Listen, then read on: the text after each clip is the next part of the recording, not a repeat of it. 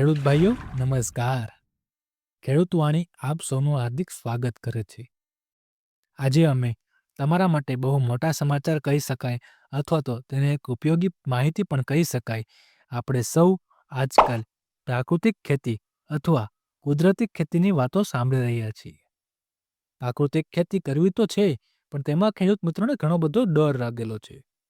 તો તેના માટે આપણા વડાપ્રધાન મહત્વની અને કરોડોની યોજના લઈને આવ્યા છે અને 2026 સુધીમાં સૌને તેનો લાભ આપવાનો છે. તો આપણે એ યોજનાનો હેતુ, પ્રાકૃતિક ખેતીની ટ્રેનિંગ ક્યાં મળશે, રિસોર્સ સેન્ટર, ઓર્ગેનિક પ્રમાણપત્રો, એ બધી માહિતી ખૂબ જ સરળ રીતે મેળવીશું. એ પહેલાં ખેડૂતવાણી ચેનલને સબસ્ક્રાઇબ કરી દેજો, જેથી વધુમાં વધુ માહિતી ખેડૂતો સુધી પહોંચી શકે. પ્રાકૃતિક ખેતી થકી ગુજરાતના ખેડૂતોને થતું ફાયદાને જ્યારથી વડાપ્રધાન નરેન્દ્ર મોદીએ જોયું છે, ત્યારથી દેશમાં પ્રાકૃતિક ખેતીની ચર્ચા શરૂ થઈ ગઈ છે. વાસ્તવમાં વડાપ્રધાને જ્યારે ગુજરાતના મુખ્યપ્રધાન હતા, ત્યારે તેમને પ્રાકૃતિક ખેતી ખેડૂતો દ્વારા વધુમાં વધુ કરવામાં આવે તેનું સપનું જોયું હતું. પીએમ મોદીના આ સપનું ગુજરાતના ખેડૂતો પૂરું કરી રહ્યા છે, જેના કારણે તેઓને મોટા પાયે લાભ પણ થઈ રહ્યો છે. તેને જોતા વડાપ્રધાન શ્રી નરેન્દ્રભાઈ મોદીની અધ્યક્ષતામાં સોમવારે કેન્દ્રીય કેબિનેટની બેઠક યોજાઈ હતી, જેમાં રાષ્ટ્રીય મિશન ઓન નેચરલ ફાર્મિંગ યોજના શરૂ કરવામાં આવી અને એને મંજૂરી આપવામાં આવી. આ યોજના હેઠળ પ્રાકૃતિક ખેતીનો પ્રચાર કરવા અને ખેડૂતોને તેના ફાયદા જણાવવા સાથે તેઓને પ્રાકૃતિક ખેતી કરવામાં મદદ કરવામાં આવશે. મંત્રીમંડળની બેઠક દરમિયાન નક્કી કરવામાં આવ્યું કે આ યોજના માટે નાણાપંચ દ્વારા 2025-26 સુધીમાં 2,481 કરોડ ખર્ચ કરવામાં આવશે. તેમાંથી કેન્દ્રનો હિસ્સો 1,584 કરોડ અને રાજ્યનો હિસ્સો 897 કરોડ હશે. આ યોજનાનો હેતુ શું છે? તો કે બધા માટે સલામત અને પૌષ્ટિક ખોરાક પૂરો પાડવા માટે એનએફ પ્રથાઓને પ્રોત્સાહન આપવાનું છે.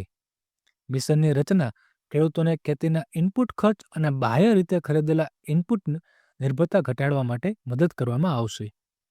પ્રાકૃતિક ખેતી સ્વસ્થ ભૂમિ ઇકોસિસ્ટમનું નિર્માણ કરશે અને તેની જાળવણી કરશે. જૈવ વિવિધતાને પ્રોત્સાહન આપશે અને વિવિધ પાક પ્રણાલીઓને પ્રોત્સાહિત કરશે, જેથી સ્થિતિસ્થાપકતાને વધારવામાં મદદ કરશે. કારણ કે સ્થાનિક કૃષિ શાસ્ત્રને અનુરૂપ કુદરતી ખેતીના ઘણા બધા ફાયદા છે. જણાવી દઈએ, એનએફ એ ખેડૂતો, પરિવારો, ગ્રાહકો માટે ટકાઉ ઉપરાંત આબોહવાની સ્થિતિસ્થાપકતા અને આરોગ્યપ્રદ ખોરાક તરફ વૈજ્ઞાનિક રીતે કૃષિ પદ્ધતિઓને પુનઃજીવિત કરવા અને મજબૂત કરવા માટે એક પાળી તરીકે શરૂઆત કરવામાં આવી છે. ભારત સરકાર દ્વારા શરૂ કરવામાં આવેલ રાષ્ટ્રીય મિશન ઓન નેચરલ ફાર્મિંગ યોજના હેઠળ સમગ્ર દેશના ખેડૂતોને કુદરતી ખેતીને પ્રોત્સાહન આપવા માટે એક ટ્રેનિંગ સેન્ટર ચાલુ કરવામાં આવશે. આ યોજના હેઠળ દરેક ખેડૂતને તેને વારસામાં મળેલી જમીન પર તેઓને કુદરતી ખેતી શીખવાડવામાં આવશે, જેમાં પશુધન સંકલિત કુદરતી ખેતી પદ્ધતિઓ, વૈવિધ્યસભર પાક પ્રણાલી વગેરેનો સમાવેશ થશે. તેના સાથે જ પ્રાકૃતિક ખેતીનું જ્ઞાન રાખનાર ખેડૂત પણ બીજા ખેડૂતને પોતાના ફાર્મ પર કુદરતી ખેતીની ટ્રેનિંગ આપી શકશે. રિસોર્સ સેન્ટરની પણ શરૂઆત કરવામાં આવશે. આગામી 2 વર્ષમાં એનએફ હેઠળ ગ્રામ પંચાયતોમાં 15,000 ક્લસ્ટરોમાં લાગુ કરવામાં આવશે, જેના થકી પહેલા 2 વર્ષમાં 1 કરોડ ખેડૂતો સુધી પહોંચવામાં આવશે અને 7.5 લાખ હેક્ટર વિસ્તારમાં કુદરતી ખેતી શરૂ કરવામાં આવશે. આ યોજનાઓમાં ખેડૂતો એસઆરએલએમ, પીએસસીએસ, એપીઓ વગેરેનો વ્યાપ ધરાવતા વિસ્તારોને પ્રાધાન્ય આપવામાં આવશે. વધુમાં તૈયાર કરવામાં સરળ ઉપલબ્ધતા અને સુલભતા પ્રદાન કરવા માટે જરૂરિયાત આધારિત 10,000 બાયો ઇનપુટ રિસોર્સ સેન્ટરની સ્થાપના કરવામાં આવશે.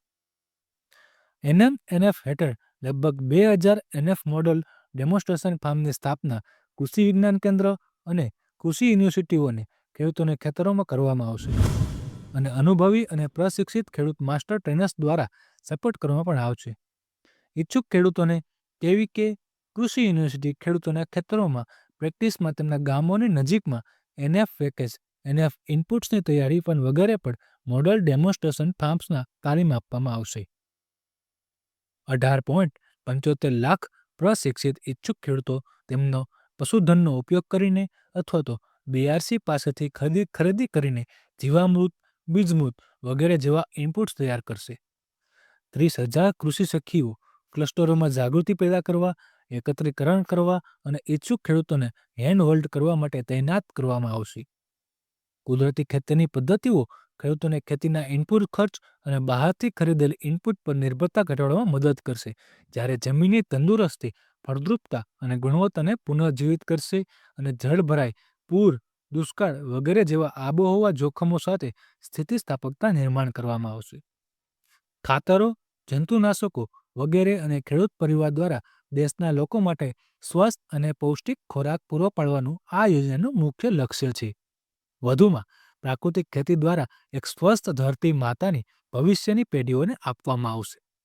જમીનમાં કાર્બન સામગ્રી અને પાણીના ઉપયોગની કાર્યક્ષમતામાં સુધાર દ્વારા એનએફમાં જમીન સૂક્ષ્મસજીવો અને જૈવ વિવિધતામાં વધારો કરવામાં આવશે.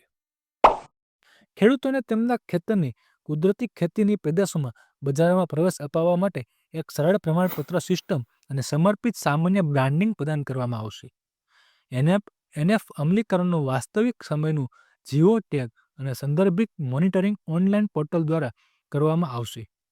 ભારત સરકાર, રાજ્ય સરકાર, રાષ્ટ્રીય અને આંતરરાષ્ટ્રીય સંસ્થાઓની હાલની યોજનાઓ અને સહાયક માળખા સાથે સંકલન સ્થાનિક પશુધનની વસ્તી વધારવા, કેન્દ્રીય પશુ સંવર્ધન ફાર્મ્સ, પ્રાદેશિક ચારા સ્ટેશનો પર એનએફ મોડેલ પ્રદર્શન ફાર્મના વિકાસ માટે જિલ્લા બજાર જોડાણો પૂરા પાડવા માટે શોધ કરવામાં આવશે.